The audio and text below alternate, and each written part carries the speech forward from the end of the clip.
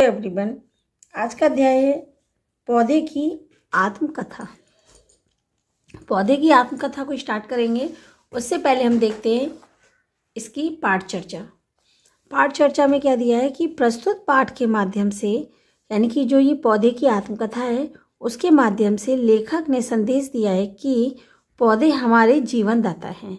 यानी कि पौधे क्या है? हमारे जीवनदाता। पौधे हमें जीवन देते हैं, लेकिन हम अपने स्वार्थ पूर्ति यानी कि अपने हम फायदे के लिए, स्वार्थ के लिए उनका क्या करते जा रहे हैं? विनाश करते जा रहे हैं। प्रस्तुत पाठ यानी कि इस पाठ के माध्यम से जो लेखक है वो हमें यह संदेश देना चाहते हैं कि पौधे हमारे लिए कितने उपयोगी हैं, हमारे लिए क्या क्या फ़ायदा है पौधों से, और हमारे एक तरीके से हम कह सकते हैं कि पौधे हमारे लिए क्या हैं? जीवनदाता हैं। लेकिन हम अपने स्वार्थ के लिए, अपने फ़ायदे के लिए हम लोग पौधों को किस तरीके से विनाश कर रहे हैं, इसके बारे में इस पौधे की आत्मकथा चैप्टर है जो उसमें दिया गया है। तो चलिए हम लोग स्टार्ट करते हैं चैप्टर को, जिसका नाम है पौधे की आत्मकथा। कोई बीज किस तरह से एक वृक्ष का रूप ले लेता है, यह कोई मुझसे सीखे।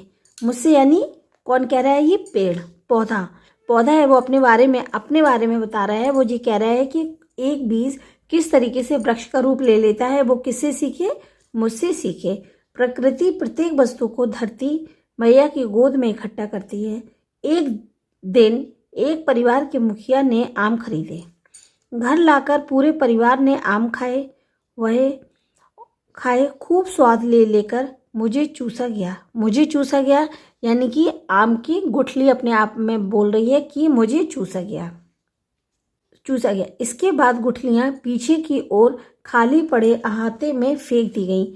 अहाते मीन्स क्या होता है? एक खूब खुला बड़ा सा मैदान होता है, खुली जगह होती है, उसको कहते हैं अहाते। उसमें क्या फेंकी गई? गुठलियों को फेंका गया। मुझे जीवन मिलना था। कौन कह रहा है? ये गुठली, आम की गुठली, यानी पौधे की आत्मकथा हम पढ़ रहे हैं। तो इसमें पौधा किसका लगने जा रहा है? आम का, क्योंकि ये देखिए क्या है? आम का वृक्ष है, इसमें ये आम भी लगे हुए हैं। तो आम की जो गुठली है उसके बारे में ये कहानी, आम जो गुठली है वो अपने बारे में बता रही है कि मुझे जीवन मिलना था। दूसरे दिन घर का सारा कचरा मेरे ऊपर फेंक दिया गया। ठीक है, किसके? आम की गुठली के ऊपर फेंक दिया गया। बस प्रकृति की देखभाल शुरू हो गई, यानी प्रारंभ हो गई। मैं मिट्टी में दब गया। जो गुठली थी उसको मिट्टी में दबा दिया। सूर्य के प्रकाश से मैं धरती में ही फूट गया। मेरे शरीर में अखुआ निकल आया और मैं 2 पत्ती लेकर धरती के बाहर भी निकल आया। उसमें से क्या है? वो 2 पत्ती लेकर, और उसमें पीक होती है जो अखुआ निकलकर, वो 2 पत्ती लेकर वो क्या हो गया? धरती से भी बाहर यानी जमीन से ऊपर निकल आया। मेरे पत्ते लाल लाल अत्यंत कोमल थे। सॉफ्ट पत्ते थे, नए पत्ते होते हैं वो बहुत ही ज़्यादा कोमल होते हैं। पर मेरा सौभाग्य था कि किसी जानवर ने मेरी पत्तियां नहीं खाईं, चरी। अब मैं धीरे धीरे बड़ा होने लगा। वायु, ऊष्मा यानी कि गर्मी, जो सनलाइट होती, धूप की रोशनी, पानी, नमी पाकर मेरा विकास शुरू हो गया, यानी मैं बढ़ना शुरू हो गया धीरे धीरे। कुछ ही दिनों में मैं एक पौधे के रूप में बड़ा होने लगा। ठीक है। घर के मालिक को शायद मुझ पर दया आ गई। उसने मेरे पिंड को खोदकर बगीचे में रोप दिया। खाद पानी पाकर मैं दिन दूना रात चौगुना बढ़ने लगा। मेरी प्रगति से उत्साहित होकर मेरे चारों ओर बाड़ लगा दी गई है। यानी मेरी जब प्रगति हुई, मैं बढ़ने लगा, तो मेरे बचाव के लिए चारों तरफ क्या कर दिया? बाउंड्री कर दी गई। अब मेरे अंदर टहनियाँ, पत्ते, बोर और अमियाँ भी आ गईं। मुझे देखकर घर का मालिक बहुत खुश था। उसने अमिया की चटनी भी बनाई, अचार डाला और कुछ फल पकने के लिए छोड़ दिए। कुछ दिनों बाद वह पके फल लेकर घर आया और सभी ने मेरे फलों को बड़े चाव से खाया। गुठलियाँ फिर अहाते में फेंक दी गईं और मेरा पुनर्जन्म फिर से शुरू हो गया। तो मैं मनुष्य के लिए बहुत बड़ा उपयोगी हूँ। मेरी लकड़ी, फल, पत्ते, गुठली सभी उनके किसी न किसी काम आते हैं। मैं परोपकारी हूँ। जबकि लोग मुझे डंडे मारते हैं, फिर भी मैं उन्हें क्या देता हूँ? फल देता हूँ।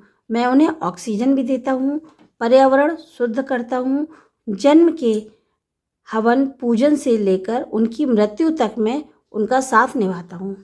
मेरी लकड़ी ही उनकी चिता बनकर अपनी गोद में ले लेती है। मैं उनका सच्चा मित्र हूँ। मेरी प्रार्थना है कि सभी मनुष्य खूब पेड़ लगाएं, काटे नहीं।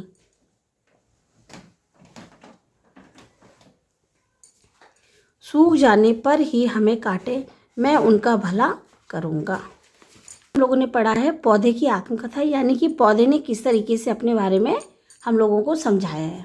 तो अब ये चैप्टर यहीं ख़त्म होता है, ये कहानी यहीं ख़त्म होती है। मिलते हैं नेक्स्ट वीडियो में नई कहानी के साथ। तब तक के लिए बाय, टेक केयर।